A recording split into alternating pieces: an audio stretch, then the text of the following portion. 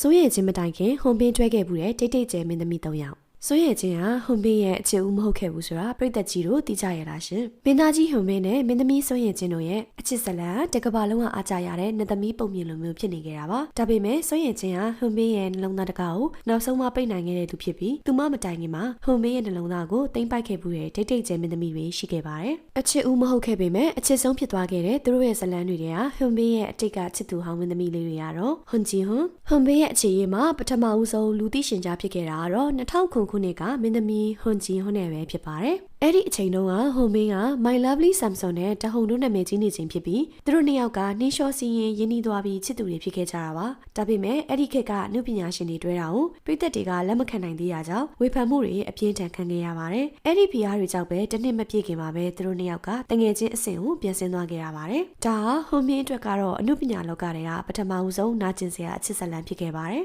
။ဆောင်းဟီကို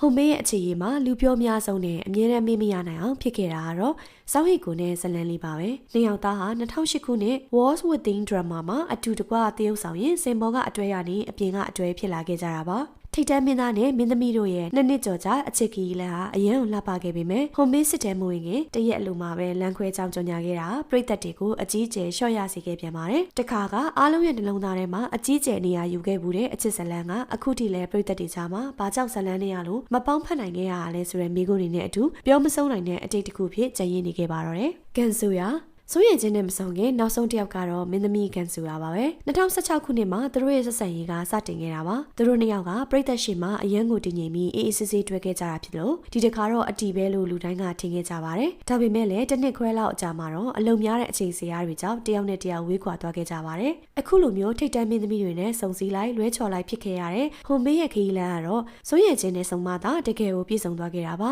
ဟွန်မေးရဲ့အတိတ်မှာအချစ်ဦးတွေအချစ်ဟောင်းတွေရှိခဲ့ပေမဲ့အဲ့ဒီလွဲချော်မှုတွေကပဲသူ့ကိုအခုလက်ရှိစိုးရိမ်ခြင်းနဲ့အတူပိုပြီးခိုင်မြဲတဲ့အိမ်တော်ရေးတစ်ခုတိစောက်နိုင်အောင်သင်ခန်းစာတွေပေးခဲ့တာဖြစ်နိုင်ပါတယ်။ချစ်စနီးလေးဖြစ်လာမဲ့စိုးရိမ်ခြင်းနဲ့တွေ့ဆုံမှုကတော့အားလုံးသိတဲ့နာမည်ကျော်ဇလန်တွေ Crash Landing on You အပြင်ရုပ်ရှင်ကားတွေလည်းရှိခဲ့ပူပါတယ်။ Crash Landing on You ကတော့အအောင်မြင်ဆုံးဇလန်တွေလို့ပြောလို့ရသလိုသူတို့နှစ်ယောက်ကိုပေါင်းဖက်စေခဲ့တဲ့ဖူးစာဇလန်တွေလေးပါပဲ။စိုးရိမ်ခြင်းဟာဟွန်မင်းရဲ့ပထမဦးဆုံးမဟုတ်ခဲ့ပေမဲ့သူ့ဘဝရဲ့နောက်ဆုံးနဲ့အချစ်ဆုံးဖြစ်သွားခဲ့တာကတော့ဘယ်သူမှငြင်းလို့မရတဲ့အမှန်တရားပဲဖြစ်ပါတယ်။တကယ်လို့သာစိုးရိမ်ခြင်းနဲ့မဟုတ်ခဲ့ရင်ဟွန်မင်းကိုတွဲခဲ့ပူတဲ့ရီစားဟောင်းတွေကဘယ်သူနဲ့သဘောတူဆုံးလဲဆိုတာပြည်သက်အမြင်လေးတွေကိုလည်းပြပြခဲ့ပါဦးနော်။